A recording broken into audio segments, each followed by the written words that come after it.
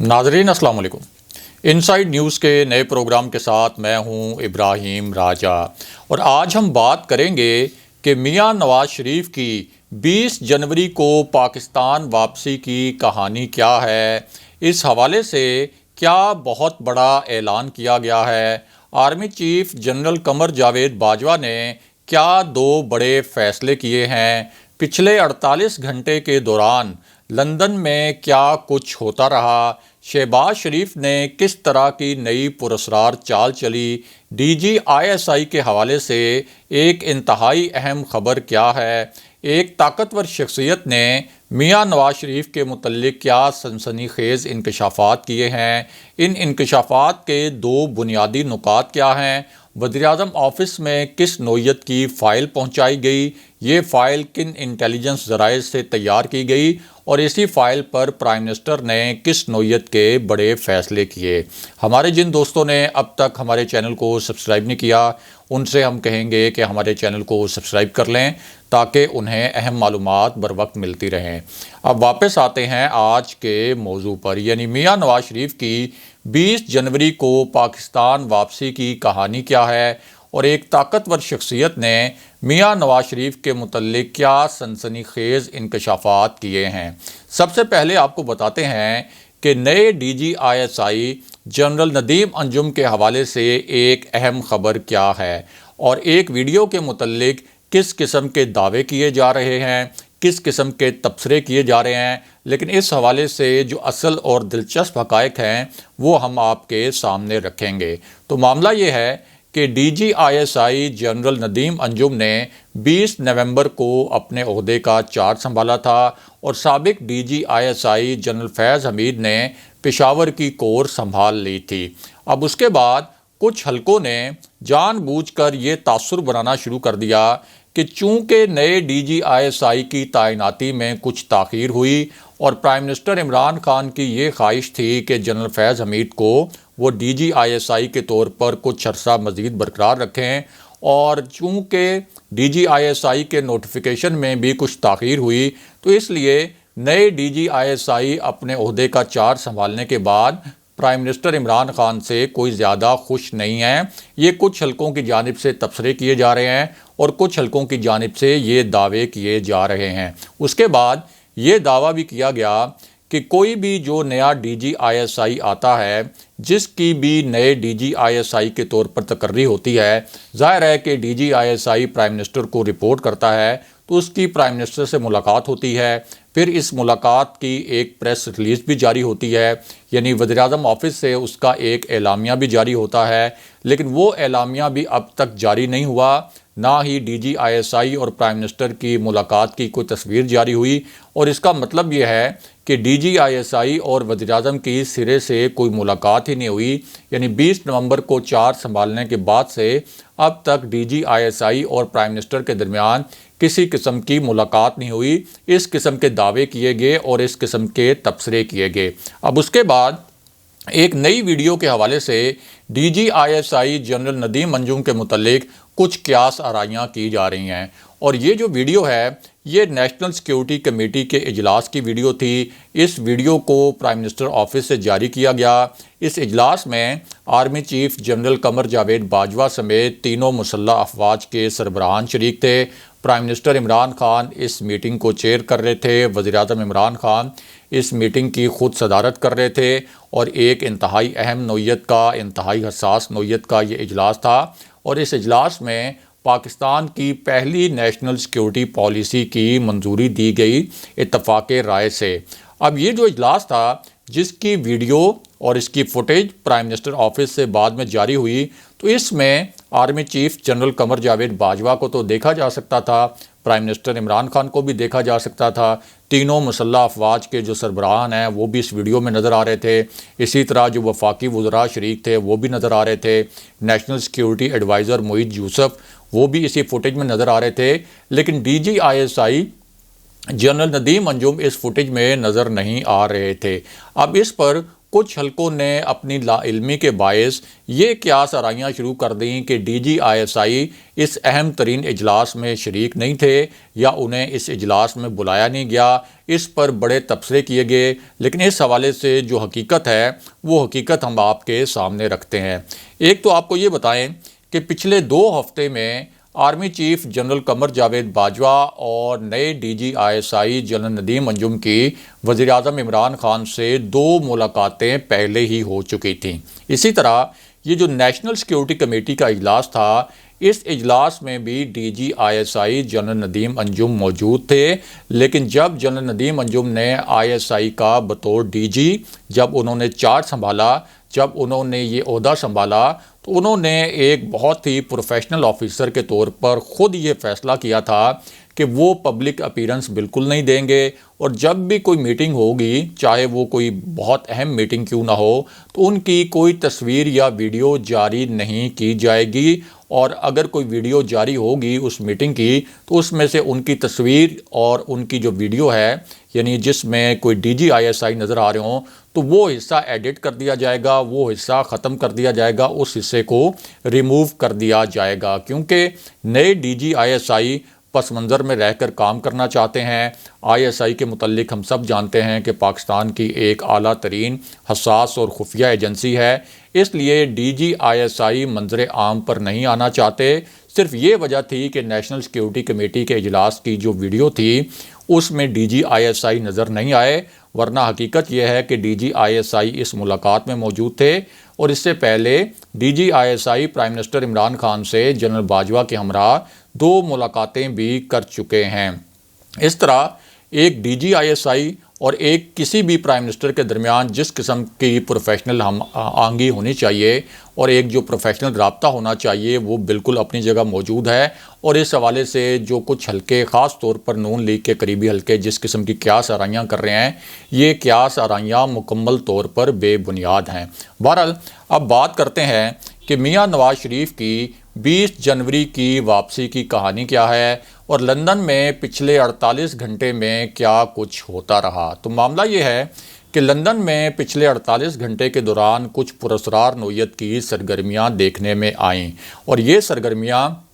ایک ایسے وقت میں ہوئیں جب عین اسی وقت اسلام آباد اور راولپنڈی، اس کے ساتھ ساتھ لاہور میں بھی بڑی مخصوص قسم کی سیاسی ہلچل تھی، اور یہ ہلچل اس وجہ سے تھی کہ اب ایک تازہ ترین اطلاع آئی تھی، اور وہ اطلاع شہباز شریف کے متعلق تھی، پاکستان کی اسٹیبلشمنٹ کے متعلق تھی، یعنی پاکستان کے فیصلہ ساز حلقوں کے متعلق تھی، جن کو پاکستان میں طاقتور حلقے بھی کہا جاتا ہے۔ اور اس حوالے سے دعویٰ یہ کیا گیا کہ ایک تازہ ترین رابطہ ہوا ہے شہباز شریف کا پاکستان کے طاقتور حلقوں سے، اور اس رابطے میں 2 نئی تجاویز اسٹیبلشمنٹ کے سامنے رکھی گئیں۔ یہ دعویٰ مسلم لیگ نون کے قریبی حلقوں کی جانب سے کیا گیا، اور یہ تجاویز ایک ایسے وقت میں سامنے لائی گئیں جب میاں نواز شریف کی جو تاحیات نہلی ہے اس کو ختم کروانے کے لیے ایک خطرناک قسم کی حکمت عملی بھی بنائی گئی۔ یہ حکمت عملی اب پوری طرح سامنے بھی آ چکی ہے،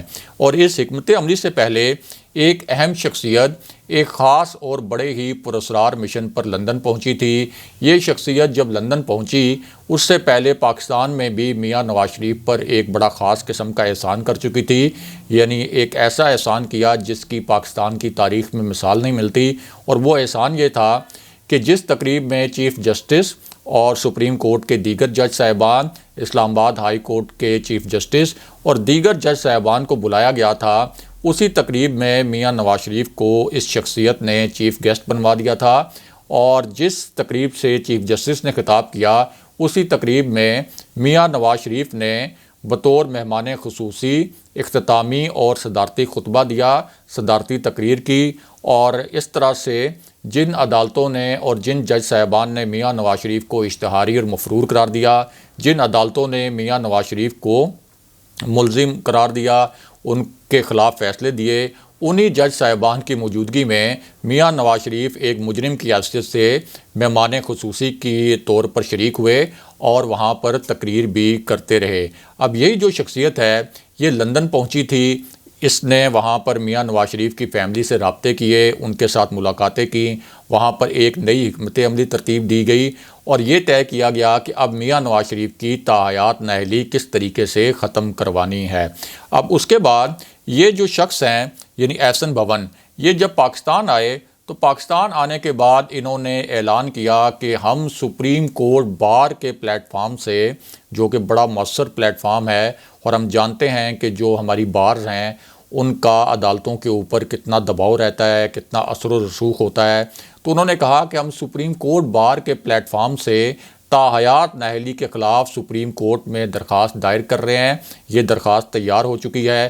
اور ظاہر ہے کہ اگر تاحیات نااہلی والی شق ختم ہوتی ہے سپریم کورٹ کے فیصلے کے نتیجے میں تو اس کا براہ راست فائدہ میاں نواز شریف کو ہوگا، اور یہ پوری چال اصل میں میاں نواز شریف کی نااہلی ختم کروانے کے لیے ہی چلی جا رہی ہے۔ اب یہ جو پوری سچویشن ہے یہ ذرا اپنے ذہن میں رکھیں۔ اسی پوری صورتحال میں شہباز شریف کے متعلق یہ دعویٰ کیا گیا کہ ان کے اسٹیبلشمنٹ سے تازہ ترین رابطے ہوئے ہیں، اور دوسری جانب میاں نواز شریف نے لندن میں ایک ہنگامی میٹنگ بلا لی اور اسحاق ڈار سے اس میٹنگ کے انتظامات کرنے کے لیے کہا، یعنی وہ اسحاق ڈار جو اس وقت لندن میں سیاسی پناہ لیے ہوئے ہیں اور اس وقت میاں نواز شریف کے سیکرٹری کے طور پر فرائض انجام دے رہے ہیں۔ جب بھی کوئی میٹنگ کے انتظامات کرنے ہوتے ہیں تو اسحاق ڈار کو یہ ذمہ داری سونپی جاتی ہے۔ اب حسن نواز کے دفتر میں یہ میٹنگ ہوئی جو کہ نون لیگ کا ایک سیاسی سیکریٹریٹ بن چکا ہے لندن میں، اور اس میٹنگ میں مریم نواز،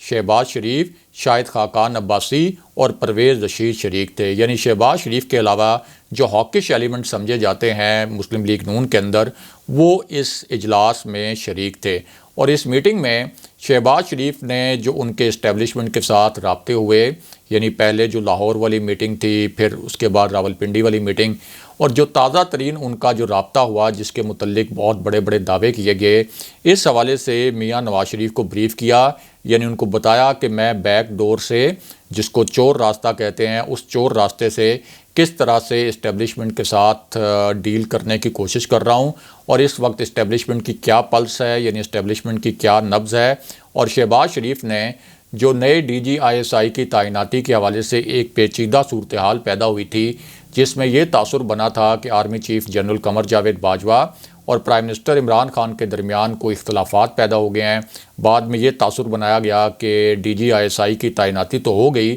لیکن نوٹیفیکیشن میں جو تاخیر ہوئی اس کی وجہ سے بدگمانیاں اور غلط فہمیاں جو ہیں وہ اب بھی موجود ہیں۔ تو اس پوری صورتحال کا فائدہ شہباز شریف نے اٹھانے کی کوشش کی اور اسی پوری صورتحال پر انہوں نے میاں نواز شریف کو بریف کیا۔ اب اسی پوری صورتحال میں میاں نواز شریف کی پاکستان واپسی کے متعلق ایک بڑا انکشاف کیا گیا، یا آپ کہہ سکتے ہیں کہ ایک بہت بڑا دعویٰ کیا گیا، اور یہ دعویٰ ایک ایسی شخصیت کی جانب سے کیا گیا جو اسی ماہ لندن گئی تھی۔ لندن میں اس شخصیت کی میاں نواز شریف سے مسلسل ملاقاتیں ہوتی رہیں، دونوں طرف سے ان ملاقاتوں کی تصدیق بھی ہوئی، اور ان ملاقاتوں کے متعلق اسی شخص نے جو پاکستان سے لندن گیا تھا بہت بڑے بڑے دعوے بھی کیے تھے۔ اب اسی شخصیت یعنی ایاز صادق نے ایک نیا اور دھماکہ خیز قسم کا دعویٰ کیا ہے اور بہت بڑا انکشاف کیا ہے۔ آپ کہہ سکتے ہیں کہ ایاز صادق کی جانب سے اب تک کا یہ سب سے بڑا اور سنسنی خیز بیان سامنے آیا ہے، اور یہ دعویٰ اور یہ جو بیان ہے یہ انہوں نے کسی نجی محفل میں نہیں دیا، یہ کوئی ذرائع سے انہوں نے خبر لیک نہیں کی، بلکہ انہوں نے یہ جو خبر ہے اور یہ جو بیان ہے یہ کیمروں کے سامنے آ کر دیا، اور کیمروں کے سامنے ایاز صادق نے یہ کہا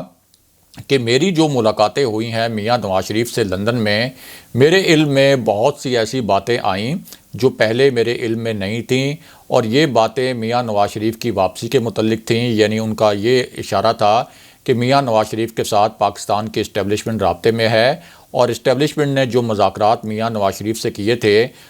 ان کے متعلق پہلے مجھے علم نہیں تھا، لیکن لندن جا کر مجھے ان ساری باتوں کا علم ہو گیا۔ اس کے بعد ایاز صادق نے کہا کہ اب جو میرے پاس معلومات ہیں ان معلومات کی بنیاد پر میں پورے وثوق سے کہہ سکتا ہوں کہ میاں نواز شریف واپس آ رہے ہیں، اور میں 20 جنوری کو دوبارہ لندن جا رہا ہوں، اور یہ جو میرا 20 جنوری والا دورہ ہے اس میں میاں نواز شریف کو ساتھ واپس لے کر آؤں گا۔ یہ بیان ایاز صادق نے کیمروں کے سامنے دیا، لیکن اس معاملے میں ایک ٹوسٹ بھی ہے، کیونکہ ایک طاقتور شخصیت نے اسی معاملے پر کچھ اور قسم کے انکشافات کیے ہیں، اور یہ جو انکشافات ہیں یہ اسٹیبلشمنٹ کے متعلق بھی ہیں، یعنی پاکستان کے طاقتور حلقوں کے متعلق بھی ہیں، اور میاں نواز شریف کی واپسی کے متعلق بھی ہیں۔ اور جس طاقتور شخصیت نے یہ انکشافات کیے یہ طاقتور حلقوں کے بہت قریب ہے، یعنی اسٹیبلشمنٹ کے بہت قریب ہے۔ اسٹیبلشمنٹ کی نبض پر اس شخص کا بڑا گہرا ہاتھ ہے، اسٹیبلشمنٹ کی پلس کا اس شخص کو ہر وقت پتہ ہوتا ہے، یہاں تک کہ اسی شخصیت کو کبھی کبھار اسٹیبلشمنٹ کا ایک غیر اعلانیہ ترجمان بھی کہا جاتا ہے، اور اسٹیبلشمنٹ کے حوالے سے جس قسم کی پیش گوئیاں یہ شخصیت کرتی رہی ہے وہ پیش گوئیاں کم و بیش درست ثابت ہوتی رہی ہیں۔ دوسری جانب یہی شخصیت پرائم منسٹر عمران خان کے بھی بہت قریب ہے، بہت سی سول انٹیلیجنس ایجنسیز اسی شخصیت کو رپورٹ کرتی ہیں، اسی وجہ سے اس شخصیت کو ایک بہت باخبر شخصیت مانا جاتا ہے، یعنی وزیر داخلہ شیخ رشید احمد۔ اب شیخ رشید احمد نے 3 بڑے ہی مزے کے نکات جو ہیں وہ میاں نواز شریف کی واپسی کے حوالے سے اور اس ڈیل کے حوالے سے، جس کے متعلق یہ کہا جا رہا ہے کہ اسٹیبلشمنٹ اور شریف فیملی کی ڈیل ہوئی ہے، اس حوالے سے 3 اہم نکات بیان کیے ہیں کیمروں کے سامنے۔ ایک تو ان کا یہ کہنا ہے کہ میاں نواز شریف اگر آتے ہیں تو شوق سے آئیں، اگر نہیں بھی آتے تو نہ آئیں، ہمیں کوئی فرق نہیں پڑتا۔ ایک خام خواہ کا طوفان کھڑا کیا جا رہا ہے کہ میاں نواز شریف آج آ جائیں گے، کل آ جائیں گے، پرسوں آ جائیں گے، ہمیں اس سے کوئی فرق نہیں پڑتا۔ اس کے بعد انہوں نے کہا کہ میاں نواز شریف اگر آنا چاہتے ہیں میں ان کو اپنی جیب سے ٹکٹ دوں گا، نواز شریف مجھے دن بتائیں کہ کس دن کا انتخاب کرنا ہے انہوں نے واپسی کے لیے، میں ان کو ویزا بھی دوں گا اور پاسپورٹ بھی دوں گا، یعنی وہ پاسپورٹ جو ان کا کینسل ہو چکا ہے اس کا اجرا بھی کروا دوں گا۔ اس کے بعد سب سے معنی خیز جو نقطہ تھا وزیر داخلہ کا وہ بہت اہم بھی تھا، اور اس سے یہ بھی اندازہ ہوتا ہے کہ شیخ رشید کو کس قسم کی اطلاعات ملی ہیں اسٹیبلشمنٹ سے۔ تو شیخ رشید کا کہنا یہ تھا کہ ہر پارٹی پاکستان کے اندر یہ چاہتی ہے کہ اسٹیبلشمنٹ ان کے سر پر ہاتھ رکھے، یعنی اسٹیبلشمنٹ ان کو سپورٹ کرے، لیکن ہماری جو اسٹیبلشمنٹ ہے اس کا فیصلہ یہ ہے کہ وہ منتخب حکومت کے ساتھ کھڑی رہے گی۔ حکومتیں آتی ہیں چلی جاتی ہیں، مگر اسٹیبلشمنٹ کی یہی پالیسی رہے گی کہ وہ منتخب حکومت کے ساتھ ہے، یعنی ایک ادارے کے طور پر ہماری جو اسٹیبلشمنٹ ہے، ہماری جو فوج ہے، وہ منتخب حکومت تحریک انصاف کی جو ہے اس کے ساتھ کھڑی رہے گی، یہ وزیر داخلہ شیخ رشید نے کہا۔ اس کے ساتھ ساتھ انہوں نے کچھ حلقوں کو مخصوص پیغام دیتے ہوئے یہ بھی کہا کہ عمران خان ڈنکے کی چوٹ پر 5 سال پورے کریں گے، یعنی کچھ حلقے یہ کہہ رہے تھے کہ اسٹیبلشمنٹ کی مدد سے مارچ میں جو لانگ مارچ ایک پروپوز کیا گیا تھا پی ڈی ایم کی جانب سے، اس کے نتیجے میں کوئی یہ حکومت گر جائے گی، لیکن اب شیخ رشید نے کہا کہ ہم اور عمران خان ڈنکے کی چوٹ پر 5 سال پورے کریں گے، کوئی وزیراعظم عمران خان کو وقت سے پہلے نہیں ہٹا سکتا، عمران خان مائنس فارمولہ پاکستان کے اندر کامیاب کسی صورت نہیں ہونے دیں گے، ہم اگلا الیکشن عمران خان کے ساتھ زوردار طریقے سے لڑیں گے، یہ حکومت ہر صورت 5 سال پورے کرے گی، چاہے اپوزیشن کوئی بھی مارچ کر لے۔ لیکن اس حوالے سے ہمارے جو ذرائع ہیں وہ کیا کہتے ہیں، یعنی یہ جو دعوے کیے جا رہے ہیں ڈیل کے حوالے سے اور لانگ مارچ کے حوالے سے، اس حوالے سے ہمارے ذرائع کا کیا کہنا ہے۔ اب میں نے بھی بطور صحافی، چونکہ یہ ڈیل کی خبروں کا بڑا ایک طوفان آیا ہوا ہے، اس حوالے سے بڑی اطلاعات پھیلائی جا رہی ہیں، اقتدار کی راہداریوں میں بڑی اطلاعات گردش کر رہی ہیں، مسلم لیگ نون کے حلقے بہت بڑے بڑے دعوے کر رہے ہیں، تو اس حوالے سے ہم نے بھی یہ ڈیل کے حوالے سے جو اطلاعات تھی ان کا کھوج لگانے کی کوشش کی، مختلف سول ذرائع سے بھی رابطہ کیا، اور جو پاکستان کے اہم حلقے ہیں ان کے ذرائع سے بھی رابطہ کیا۔ اب جس وقت ہم نے ان سے پوچھا کہ کیا کوئی واقعی ہی اس قسم کی کوئی بہت بڑی گریٹ گیم ہو رہی ہے ایک بہت بڑی ڈیل کے تحت، تو ان ذرائع نے، خاص طور پر جو اہم حلقوں کے ذرائع ہیں، انہوں نے ان تمام خبروں کو مضحکہ خیز قرار دیا اور یہ کہا کہ آخر آپ یہ سوچیں کہ اسٹیبلشمنٹ کس طریقے سے میاں نواز شریف کی جیل کی سزا ختم کر سکتی ہے، ان کی نااہلی کی سزائیں ختم کروا سکتی ہے، اور میاں نواز شریف نے پچھلے 4-6 ہفتوں میں کون سا ایسا کام کیا ہے فوج کے لیے، کون سا ایسا کارنامہ انجام دیا ہے کہ جس کے نتیجے میں فوج اتنا آؤٹ آف وے جا کر میاں نواز شریف کی واپسی کی راہ ہموار بھی کرے، ان کی سزائیں بھی معطل کروائے، ان کو جیل سے بھی نکالے، ان کو اگلے الیکشن لڑنے کے لیے اہل بھی کروائے، اور پھر ان کو چوتھی مرتبہ پرائم منسٹر بنوانے کے لیے ان کی کوئی مدد بھی کرے۔ تو اس حوالے سے ظاہر ہے کہ میاں نواز شریف نے تو ایسا کوئی کام نہیں کیا کہ اسٹیبلشمنٹ ان کو اتنی زیادہ فیور دے۔ تو اس لیے اہم ذرائع کا کہنا تھا کہ سوال ہی نہیں پیدا ہوتا کہ اسٹیبلشمنٹ کے کسی بھی لیول پر میاں نواز شریف سے رابطے ہوں، اور اس حوالے سے جو ڈیل کی باتیں کی جا رہی ہیں، جو اسٹیبلشمنٹ سے منسوب کی جا رہی ہیں، یہ مکمل طور پر جھوٹی اور بے بنیاد ہیں۔ اگلے پروگرام تک کے لیے خدا حافظ۔